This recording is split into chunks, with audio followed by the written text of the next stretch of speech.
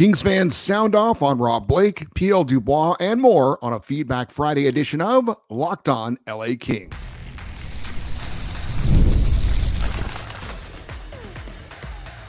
You are Locked On Kings, your daily podcast on the Los Angeles Kings, part of the Locked On Podcast Network, your team every day. Hey, Kings fans, welcome to Locked On LA Kings, part of the Locked On Podcast Network, your team every day. Thanks for making Locked On LA Kings your first listen every day. We are free and available wherever you get your podcasts. We'd love you to leave us a positive comment on Apple Podcasts if you're a fan of the show. And we're on YouTube. Please like and subscribe if you're enjoying this content. I'm Eddie Garcia, your host of Locked On LA Kings. I've worked in sports media for the past 30 years, 20 plus years at the Fox Sports Radio Network. Also co-host of the Puck Podcast, a weekly NHL review show that's been putting out content for the past 17 years, and a passionate LA Kings fan for over 30 years. Today's episode is brought to you by Indeed. There is no I in team, but there is one in Indeed, and that's the hiring platform you need to build yours. Start hiring now with a $75 sponsored job credit to upgrade your job post at Indeed.com/lockedon. Terms and conditions apply. Need to hire? You need Indeed. Well, it has been an eventful week for the Kings and their fans, as there is a lot more to come as the offseason is just getting underway for the Kings. We are going to get into your comments, and since there is not much news to share other than a few notes, I will not have to rush through your comments or edit them too much to get them all in, I think. We do have a few Kings-related notes to share with you, but I do want to start with something exciting that I have to thank you for. We recently went over 3,000 subscribers on YouTube. When I took over the channel, we had less than 1,000. So I'm pretty proud of where the show has gone since I took over back in July of 2022. And obviously, I have you personally to thank for the growth we have seen on the YouTube channel. So all you everydayers and everyone else, thank you very much for getting us to 3,000 subscribers on YouTube, and looking forward to getting to 4,000 at some point. Other than some quick notes, I do want to say we had a lot of great feedback on the Jim Fox interview that we did last week. If you somehow missed that, I encourage you to go check that out. A lot of people were really, they really enjoyed that interview, and that's always encouraging to hear. We do have an update from the IIHF World Championships. They got underway earlier today, and Team Sweden, which features Adrian Kempe and Carl Grundstrom of the Kings, beat the USA in their opening game. 5-2 was the final. Kempe did get a secondary assist for a point. No points for Carl Grundstrom, but most importantly, nobody got hurt involving the team. So Kempe and the Grundstrom playing in one game, one win, Kempe getting an assist. But of course, the big focus will be on Pierre-Luc Dubois and Team Canada. They're playing their first game on Saturday against England. That should be an easy win. Then they've got Denmark on Sunday. We'll update you on Monday's show how Pierre-Luc Dubois did as he looks to get back on track with hopefully a nice tournament, a strong offseason, whatever that entails as far as him getting ready, and then getting committed and ready to go from day one as a member of the LA Kings, unless something happens, which I don't think it's going to, but who knows. But again, Pierre-Luc Dubois has been in the spotlight, will continue to be in the spotlight for the LA Kings. All right, let's get to your emails. We had several this week, and I want to make sure that I can get them all in. I did have to do a little bit of editing for time considerations, and I did cut out some of the things that were, things that were complimentary of me in the show and Go Kings Go and all that stuff. Those are much appreciated. I don't want you to stop doing that because I'm reading those, but I did kind of trim some things, just trying to get everything in. So yes, as always, Go Kings Go. Our first email comes from Scott in Simi Valley. He's a regular emailer. He says, as you often use one word to define your reaction to each Kings game, I thought I would do so in the response to the Blake Robitaille press conference. Unfortunately, and with all due respect to two of my favorite Kings alumni, I will choose the word delusional. I did not like their message, which sounded like management is going to stick with the sinking ship, and I just expect all the same hands to bail water faster. Luke looked like a deer in the headlights trying to explain how family would deliver the Kings to the Stanley Cup. And I really hear Rob say that they need to make PLD better and get him back to the model of consistency that he only deviated from this season? If PLD had always been consistent, then no one would have been questioning his character all these years. I love these guys, but just as another great King, Dave Taylor, did some good things as GM, was moved on from and deserves some of the credit for the Kings' 2012 Stanley Cup. So should Rob and Luke step aside and preserve their legacy. I have to say, if I were a season ticket holder, I'd be pretty PO'd right now. I realize it's only been a few days since Game 5, but that press conference was brutally disappointing, in my humble opinion. In fact, it was borderline on insulting to those fans who invest so much of themselves and their bank accounts in this team. Thank you for that email, Scott. I think it was, well, I don't think he said it, but I think he's credited with it, right? Albert Einstein credited with saying the definition of insanity is doing the same thing over and over, expecting a different result. I think he just repeated a quote from someone else who actually said it first, but that's getting away from the point. Yeah, I certainly understand anybody's feelings when watching that press conference about delusional, as the word you used. I use that word as well. When Luc Robitaille was talking, yeah, I would, it's difficult to preach to fans. We have a standard and we have a goal, and when it's not reached, we just kind of do the same thing. Now, maybe that's not completely accurate. Maybe there's a coaching change. Maybe there are some roster changes. That remains to be seen, but I think it starts at the top. And as much as I also admire Rob Blake as a player, Hall of Famer, and he's done some good things as Kings general manager, when you swing for the fences with the PLD move and you strike out, there needs to be some accountability, and there hasn't been, it doesn't seem like, so far for the Kings. So I get the sentiment there. Noah, formerly in Asia, now Southern California, and apparently soon to be Vietnam, says, Jim Fox is a wonderful hockey analyst, and he has forgotten more about hockey than I'll ever know. However, I disagree with what he said regarding Dubois. He said something about how Dubois' style creates the perception that he looks lazy on the ice. He used the baseball player as an example, and when they tracked the distance he covered, it turned out to be near the top of the league. If that's the case here, Dubois would look lazy all the time. However, there are instances in the season when he looked more engaged than others. You go back and watch the 7 or so games after the All-Star break, and you'll see what I mean. It clearly shows that he can be better when he wants to. Then you have people pointing out that Dubois has been better in Winnipeg with better players. That may be true to an extent. However, when he was swapped with Byfield and Quinton was put on the third line for a few games, that line immediately produced. That brings me to my third point on Dubois, which I am in agreement with Jim. When you're paid $8.5 million, you're expected to make line mates better, not relying on your line mates to produce. But I don't like buying him out. I think we lose too much on a buyout. Let's just hope that he now has all the excuses out of the way, uses the summer to improve his game, and brings a better effort to next season. If he wants to stay in LA for 7 more years, he better bring it from now on. And again, that was from Noah. And Noah, I will say, the last sentence you said, if he wants to stay in LA for 7 more seasons, well, if he's not going to be in LA, then something would have to be done by June the 24th. That is Pierre-Luc Dubois' birthday.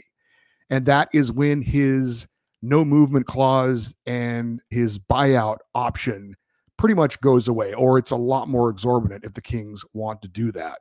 We're going to do a Pierre-Luc Dubois episode, an entire episode. We could probably do an entire week of episodes on him.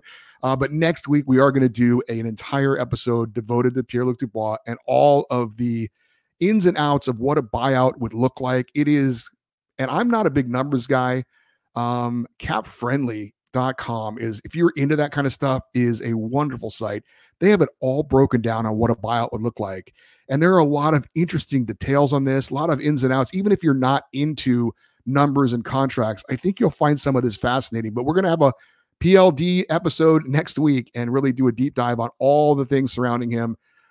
Some things that are legitimate, some things that are not, regarding excuses and reasons why he did or didn't have the season that we thought he would have. So looking forward to that. But yeah, if he wants to stay in LA for 7 more years, he just needs to wait until June 24th. And then it's all up to him. The Kings pretty much have no say in it because his no movement clause clicks in, and he can stay here for as long as he wants. So I do agree with you, though. Hopefully going to the World Championships, trying to take responsibility for his part of this, maybe being put in a better situation with better players as well.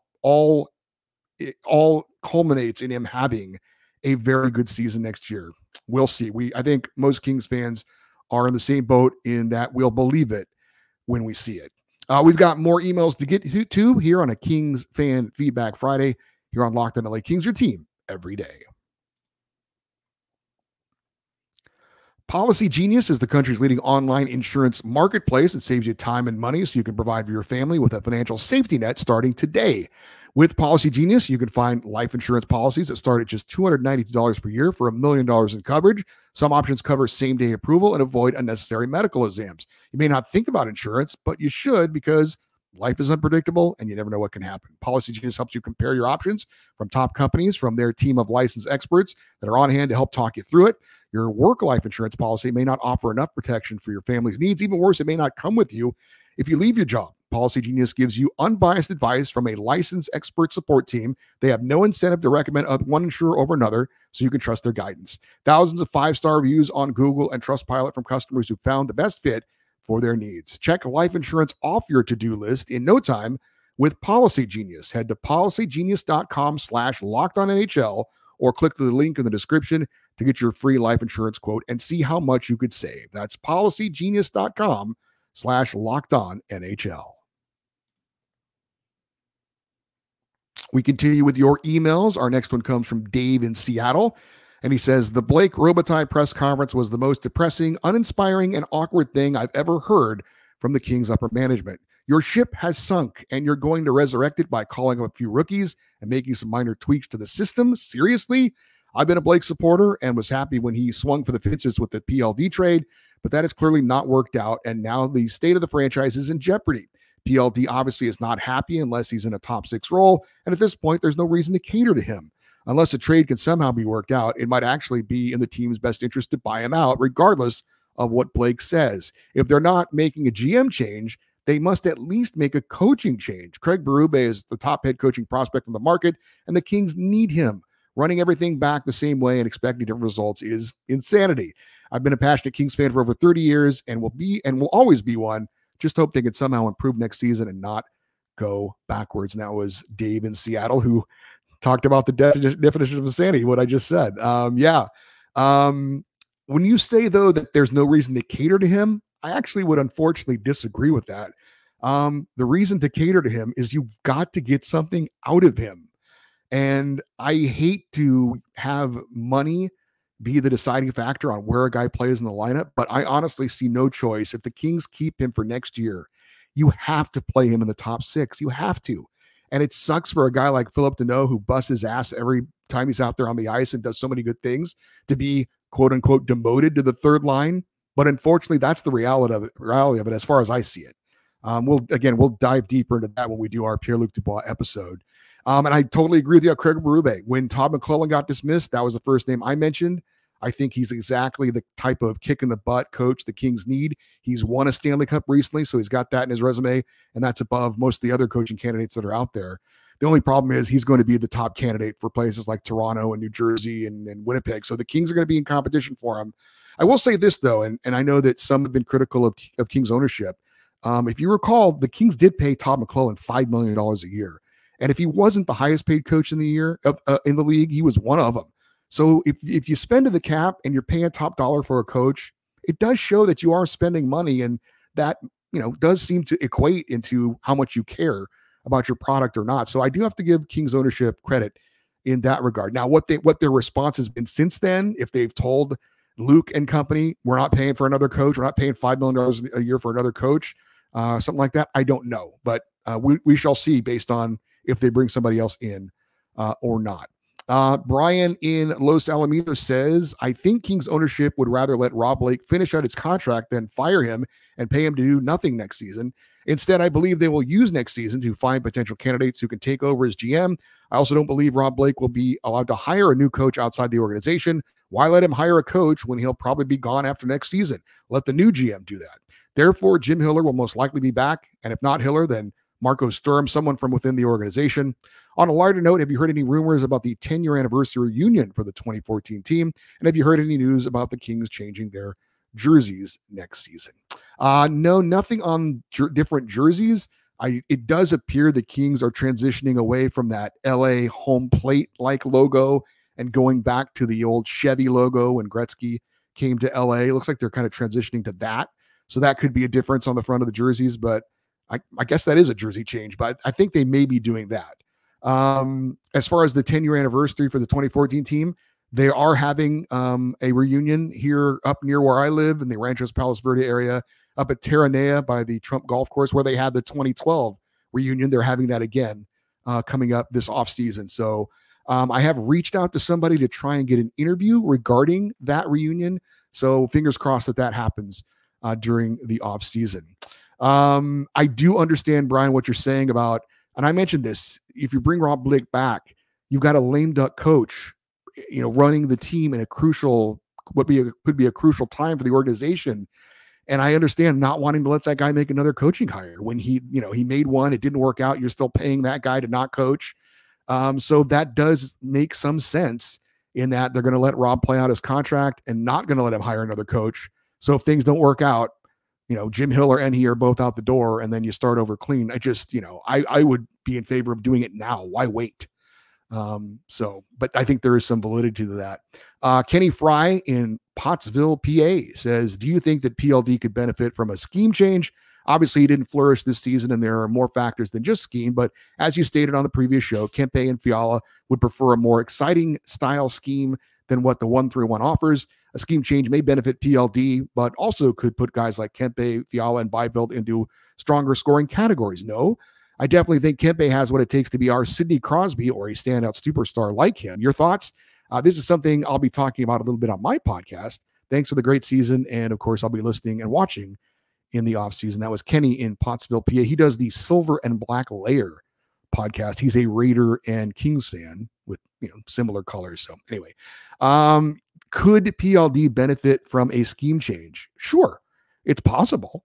It's possible that all the players that you mentioned could benefit from a more attacking offensive style. And I think the Kings recognize that it's time to change. I think Rob Blake, if you took anything away from his press conference, he had some pretty strong statements about moving away from the 1-3-1. I think he said something like it's strongly being considered. I think it's more than that. I think it's definitely going to happen. So, yeah, we all hope and think the little changes that may or may not be going on to the roster and to the strategy, we all hope that can at least make a little bit of a difference going forward. Chuck at Harbor City says, in our first 31 games before the slump, we scored 4 more goals per game in 18 of them and had a record of 27-4. Things changed and my clogged mind couldn't figure out why. We had pretty much the same lineup, but the next 16 games, we lost 14, 6 in extra time. In those 16, we scored 3 or less in 15 of them. My question is, why did we stop scoring with generally the same lineup? That's where the forensics need to be broken down. I honestly don't know. That's a great question, Chuck. I think, what is it, Occam's razor? I've used it before. The most obvious answer is probably the most accurate answer. I think the Kings were just playing above their heads to start the season, and the real LA Kings was the group that we saw later on in the year. When we were rolling 4 lines at the start of the year and everybody was scoring, remember the 4th line was scoring goals, Blake Lizotte and everybody was, Carl Grunstrom, everybody was scoring. I think that was just a hot start by everybody, and it wasn't realistic to think that was going to last for most of the season. That's the only explanation I have, because you're right. There really wasn't any change as far as the roster or anything that would account for why things changed so dramatically. We've got more emails coming up here on Locked On LA Kings, your team every day. No matter how the last game went, anytime you take the field, you've got a shot at greatness. Give your team the best shot at winning by recruiting more MVPs with Indeed, because Indeed is the hiring platform where you can attract, interview, and hire all in one place. And Indeed is the only job site where you're guaranteed to find quality applications that meet your must-have requirements, or else you don't pay. Find great talent through time-saving tools like Indeed Instant Match assessments and virtual interviews. With Indeed Match, as soon as you sponsor a post, you get a short list of qualified candidates with resumes on Indeed that match your job description, and you can invite them to apply right away. Plus, you only have to pay for quality applications that meet your must-have requirements. Start hiring now with a $75 sponsored job credit to upgrade your job post at Indeed.com/lockedon. Offer good for a limited time. Claim your $75 credit now at Indeed.com/lockedon. Indeed.com/lockedon. Terms and conditions apply. Need to hire? You need Indeed. Our next email comes from Steve in Tahunga. I believe I'm pronouncing that correctly. It's one of those places I've heard of, but I don't exactly know where it is. LA is a big place. He has several things he'd like to point out. Number one, When discussing the Kevin Fiala trade, the Kings sent over Brock Faber as the key piece of the trade. Excuse me. Faber had a Calder caliber season and is a perennial Norris candidate lock, as far as I'm concerned. But what most no one mentions is that Brock was never going to sign in LA. He made that clear. He wanted to stay close to or in Minnesota because of a desire to stay close to his brother. Speaking of the Fiala trade, I remember all the consternation during the first quarter or so of his first season in LA. He was bouncing around lines and having different line mates trying to find a fit. That's exactly what happened to PLD. The difference, Fiala finished the season with 72 points. PLD had 40 this season. Is it desire? I know I've never questioned Fiala's desire to win and produce while winning, but all season I wondered about PLD. Jim Fox this week spoke of PLD's skating style and how he's like to see him skate with a lower center of gravity to be stronger. I agree with Jim there, but there's also the knock on his lazy skating style that I want to address. PLD and Kopitar are roughly the same size. PLD is 6'4", Kopi 6'3". Both are listed at 225 pounds. Kopitar has that effortless, almost lazy-looking skating style that Jim referenced. I believe that PLD could learn from Kopi about using his size effectively and be an impact player without looking like a runaway freight train. Final point, I watched the Reign in person on Sunday and their shutout win over Abbotsford, and I wanted to share these takeaways.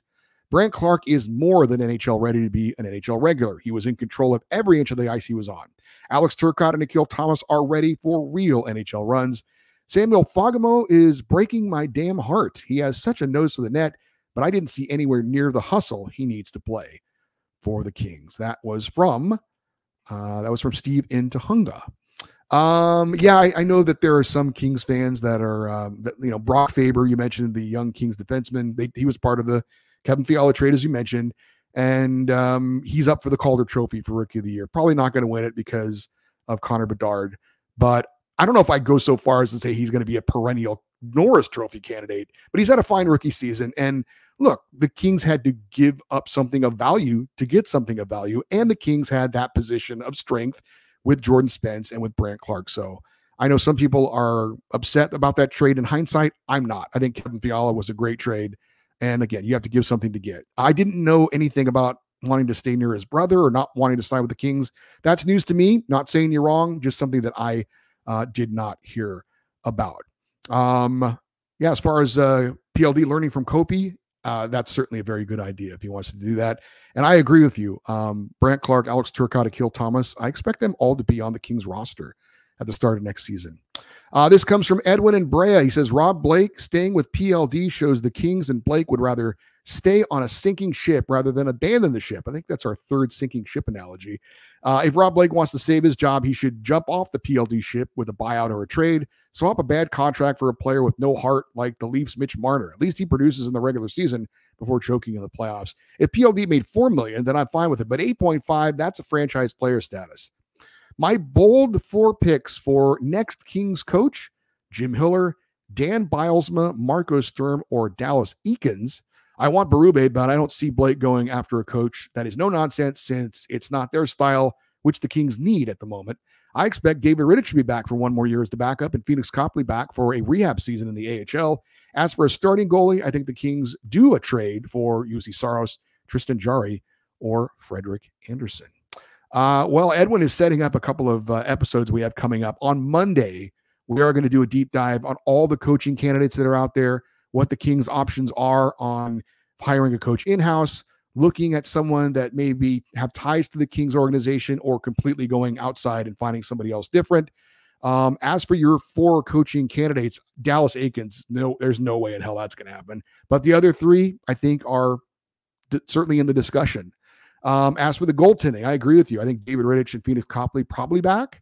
I don't think Cam Talbot's back.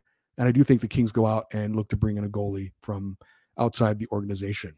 And I believe this is our final email. It is. This comes from John E. Jesse from Parts Unknown. He says, great interview with Foxy. I have to wonder, is it just me that feels like Pierre-Luc Dubois' biggest problem is the blatant, needless, game-wrecking penalties that he takes? 70 penalty minutes, a little less than half the league leader, but some of his penalties just seem to take what little momentum the Kings were building and flush it down the crapper. I haven't really noticed that, to be honest with you. Kevin Fiala is always the guy that stands out to me as taking bad penalties. And I don't know what the stats are. Maybe it's just my perception and not fact. This is just an opinion. It seems like the Kings, though, always kill off the penalty when Kevin Fiala takes one. Now, Pierre-Luc Dubois had that big penalty called on him in the playoffs on the hit on Leon Draisaitl, which I thought was bullcrap. And they scored on that. And so that was certainly costly.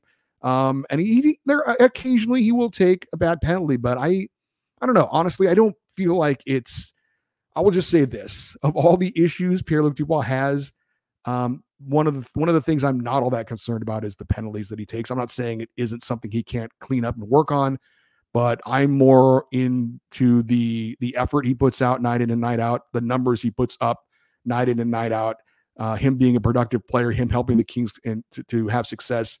The penalties, I can kind of live with that. But I haven't really noticed that, although I know he had like 12 penalty minutes in the playoffs, and I think there was nobody else in double digits or close to it. So not saying he doesn't take some bad penalties, but I don't know. I think there's a lot of other things I'm more worried about when it comes to Pierre-Luc Dubois. But hey, he can do a lot of things better, I guess. Hey, thank you to everyone who took the time to email. We got them all in this week. Really appreciate you taking the time to do that. We will continue to have fan feedback shows every Friday. During the offseason, still have lots of things to get your comments on going forward once the Kings name a new head coach, and so on and so forth. For you everydayers, those you listen and watch Locked On the Kings every day, coming up on Monday, again, we're going to look at the coaching options for the LA Kings in-house and outside of the organization. And if you ever want to send an email, either for the feedback shows or anything else, it's lockedoneddie@gmail.com, EDDIE. And we'd love you to stay interactive with the show on social media, X, Twitter, and Instagram. We are at Locked On LA Kings. I'm Eddie Garcia. Thank you, as always, for listening and watching this episode of Locked On LA Kings, part of the Locked On Podcast Network, your team every day. Have a great weekend. We'll talk to you on Monday. And as always, go Kings, go.